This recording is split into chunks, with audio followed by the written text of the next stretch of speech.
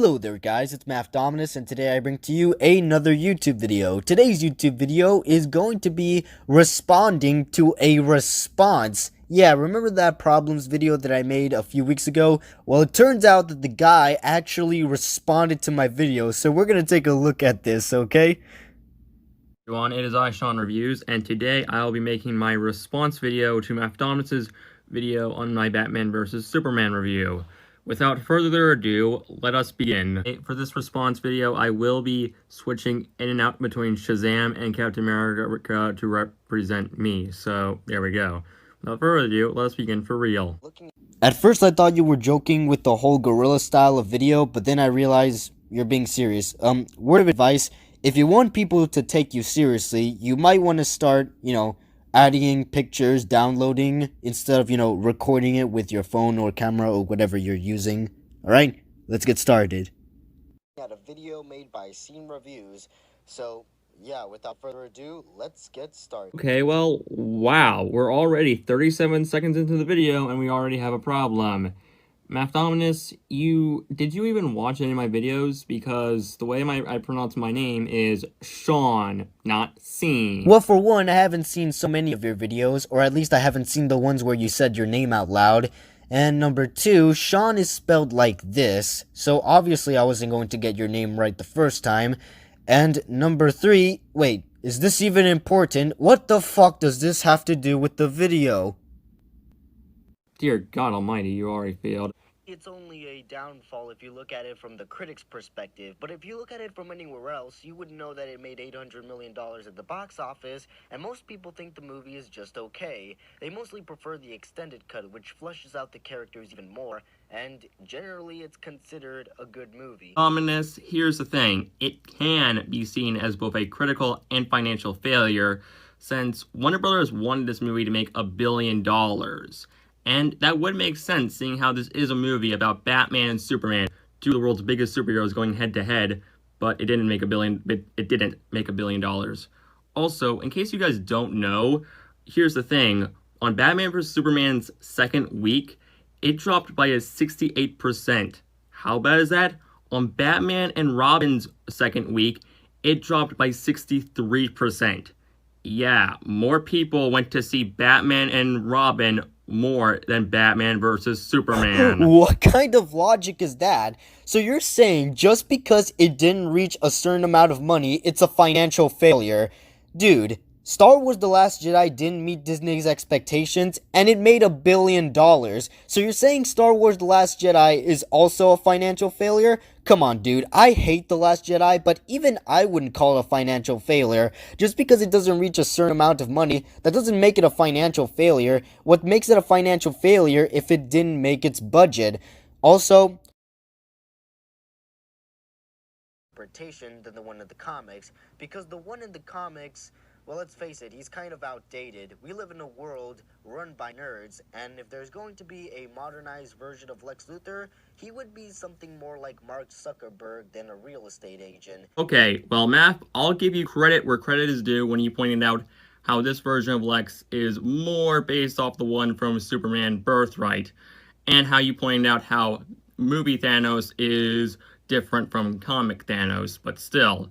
My major problem with Lex Luthor in this movie is that he's not intimidating at all. Lex Luthor is supposed to be intimidating. He's supposed to be like this evil businessman. Here with Lex Luthor in this movie, he acts like the Riddler and Johnny Depp Willy Wonka, and you just can't take this villain seriously. So, yeah. Also, another problem I have with Lex Luthor in this movie is that, here's the thing.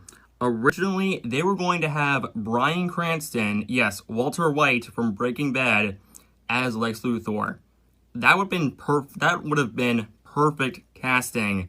But no, Warner Brothers, you promised me Heisenberg, but you gave me Eisen. listen, I would be fine if you just said, I don't like the new Lex Luthor. I don't think he's intimidating. I just don't like the new Lex Luthor. He acts like the Riddler, and that's it. Alright? I would be fine because, hey, everyone has an opinion. But you said he's supposed to be intimidating. I literally just said that this is not the same Lex Luthor. He's not supposed to be the intimidating Lex Luthor. This is a new version of Lex Luthor. You can dislike the new Lex Luthor. I'm not trying to say you should like it, but I'm also saying it's not supposed to be like the old Jesus fucking Christ. And also, why the fuck are you bringing up Bryan Cranston? What does this have to do with anything, really? Who the fuck cares about casting and miscasting and shit? Nobody cares about that shit. I think he was trying to say, why did Superman just leave the ship there, the Kryptonian ship in the middle of Metropolis? Well, I mean, it's broken. Who's gonna use it? The only people who are gonna use it are the people who are just gonna study it for technology reasons. So, honestly, who the hell cares? Hey, even if it was broke, you are still aware that it has advanced alien tech and weaponry on the ship.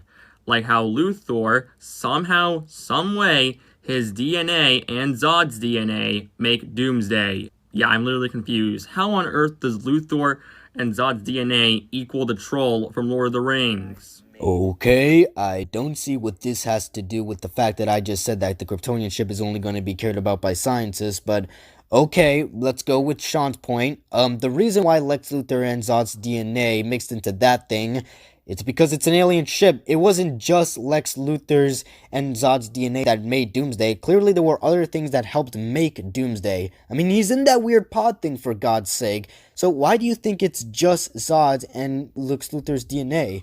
Clearly, there were other things that factored into Doomsday's creation. It's not just his DNA.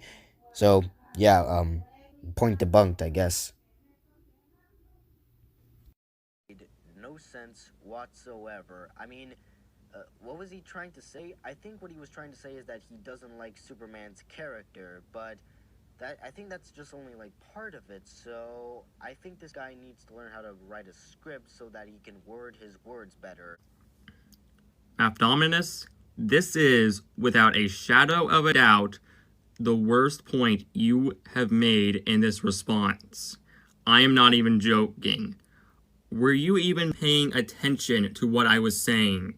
I was saying that why on earth is Superman not being put on trial for the events of Man of Steel?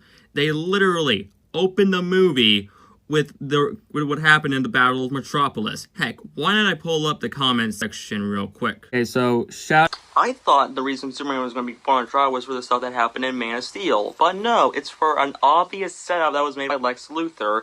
That was basically saying that Lex Luthor was the bad guy, even though we already know that. Sean, buddy, you said the sentence so fucking fast that I couldn't understand what you were saying. Hell, it didn't even sound like you were saying Superman is on trial or something. You said...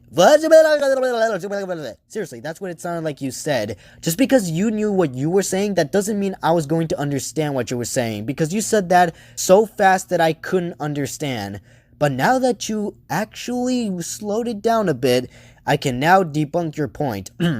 Superman literally saved Metropolis. I mean, yeah, it's destroyed, but he still saved the city from invading aliens. Why would he be put on trial? That's like putting Spider-Man on trial just because he saved people. So what Sean is saying is that if you save someone, you could get arrested. This is The Incredibles all over again. Seriously, what is this point? Superman being put on trial because he saved people? That's gotta be the dumbest shit I've heard this week. Batman doesn't directly kill people. He more or less just kind of shoves them out of his way. Like, okay, you're in my way, shove. I don't care if I end up killing you, shove. He never directly kills people.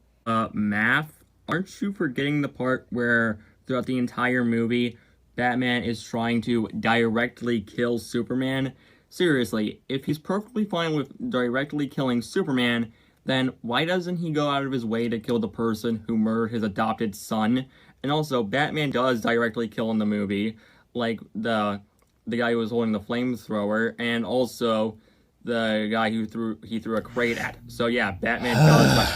Sean, did you even watch the movie? The reason Batman wants to directly kill Superman is because he doesn't see him as a human. He sees him as an alien threat that's going to destroy the entire planet, so he thinks it's justified for the greater of mankind. Seriously, if you paid attention to the movie, you would know why Batman wants to kill Superman. And also, by your logic, let's say I was in a situation where a robber was about to kill me. So, in order to distract him so I can get away, I threw a box at him, but the box lands on him and he lands on concrete and he dies. I accidentally killed him, but according to you, I directly killed him. Your logic is really stupid, Sean. I have to admit. Just because he kills them with something heavy, that doesn't mean he intentionally wanted to kill them. Jeez. Wasn't in Antarctica, he was clearly back in Metropolis and just happened to stumble upon Lois Lane, being thrown off the roof by Lex Luthor. And number two, he doesn't have that well-developed super hearing. He doesn't get that type of super hearing until Justice League.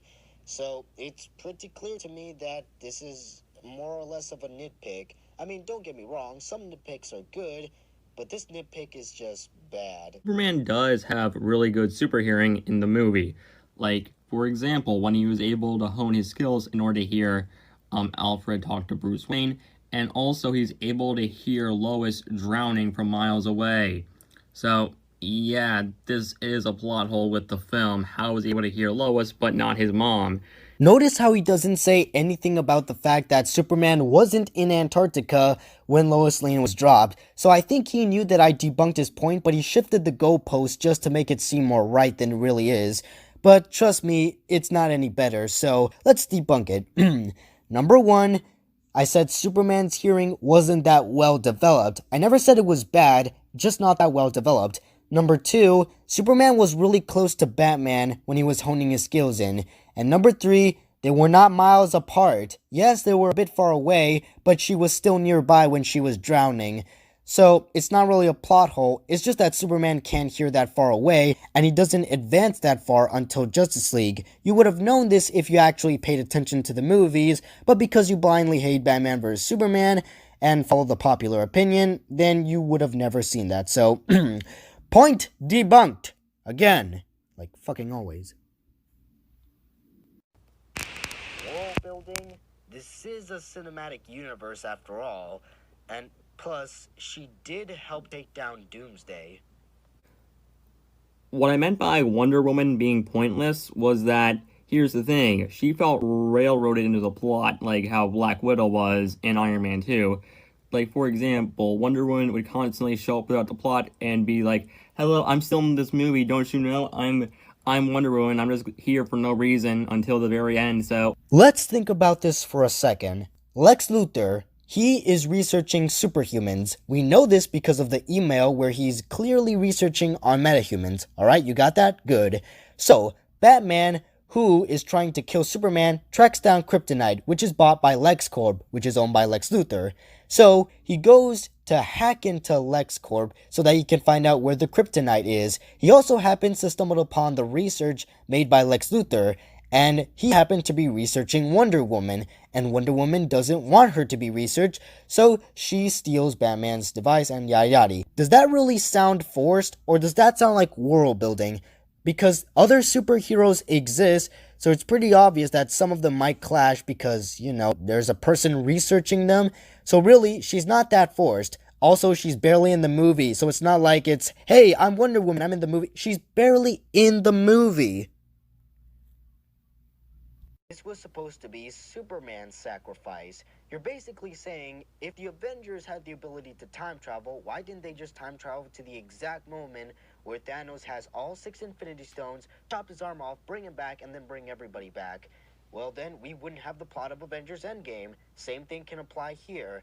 Why didn't anybody else try to sacrifice themselves? Because it was Superman's sacrifice. This is Superman's character arc. Superman was, moody. He kept questioning whether or not he should be Superman, but then he comes to a decision that this is his world, and so he sacrifices himself for it. He's being a noble hero.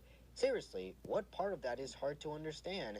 It's not stupid. In fact, it's actually very noble. Too bad he comes back to life in Justice League. You know what? I am not going to waste my breath on Superman's death. So instead, I'm going to have Angry Joe explain the problem with Superman's death in Batman vs. Superman.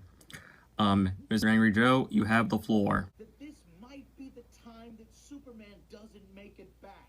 But now I can't. How many comics were there before Superman died? I don't know. Hundreds, thousands. thousands. And how many movies did you make with him? Two. You killed him in 2 movies, and you barely even focused on him. You know what I want to see? I want to see you earn. The problem with this argument is that it completely ignores the fact that Superman does have focus. So much focus that he has a well-defined character arc. Superman's character arc is about whether or not he should become Superman, whether or not he is really worthy of Superman. The sacrifice was just the nail in the coffin to show the world that despite all of your criticism, despite the fact that you are questioning whether there should be a Superman, I am willing to die for this planet.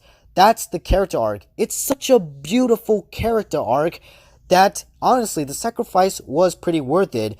Also, comic books and movies are completely different. Comic books, of course there's going to be thousands of issues because comic books are short, while movies, they have to stick to 2 hours. So the comparison is not really good.